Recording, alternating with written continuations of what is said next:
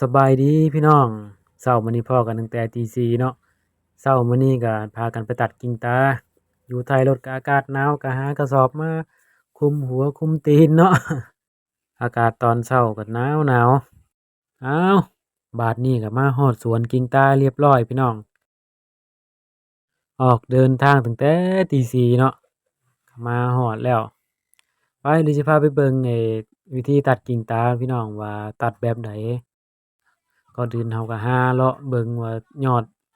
กิ่งตาแบบใดที่ใช้งานได้หั้นนะเราก็ตัดเอานี่ยอดนี้ใช้งานได้พี่น้องนี่ยอดนี้งามเลยนี่ที่เป็นยอดปลายแดงๆสิเราก็ตัดเอาตัดลงคอยวางเด้อวางแห้งก็บ่ได้ย่านมันซ้ำทะนุถนอมพู้นแหละปานหน่วยตาเพิ่นว่าเป็นหยังจังได๋บ่ให้วางแห้งคันวางแห้งแล้วอั่นกิ่งตามันสิซ้ำแล้วอั่นกิ่งตามันใช้งานบ่ได้เวลาเราเอาไปติดตายางแล้วมันสิตายเนาะพี่น้องเนาะจั่งซั้นล่ะเราก็ค่อยเฮ็ดค่อยวางเลาะหาตัดไปเรื่อยๆเราก็นับไปนำเนาะว่าเอาจักกิ่งจักก้าน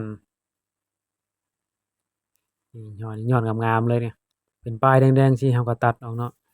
ตัดออกที่หลังจากเอาหาตัดกิ่งตาในสวนเรียบร้อยเราก็มาตัดให้สั้นๆจังซี้พี่น้องเพื่อจะได้วางใส่ตะกร้าให้มันพอดีนี่ตัดมาเราก็ลิใบมันออกเนาะนี่สัดปลายเราก็ตัดออกอันนี้สัดโคนเราก็ลิใบมันออกพี่น้อง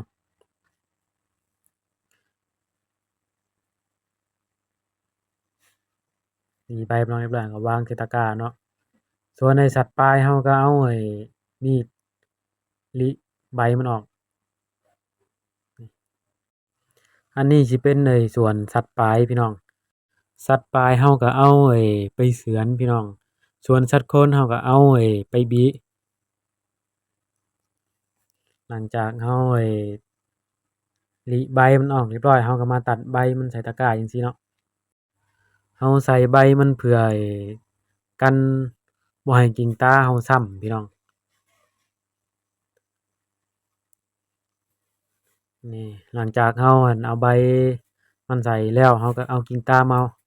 วางมาเรียงใส่จังซี้เนาะค่อยๆจับค่อยๆวางพี่น้องทะนุถนอมย้านกิ่งตามันซ้ำคันว่ามันซ้ำก็ใช้งานบ่ได้เดะคันว่าติดไปมันก็ตายอันนี้ก็เสร็จเป็นที่เรียบร้อยเนาะเต็มตะกร้านี้เราก็ติด2คนเนาะพอดีค่ำก็พอดีเบิดอันนี้ก็เป็นผู้บ่าวผู้แพรวเราอันนี้ก็ส่วนกิ่งตาเราเนาะ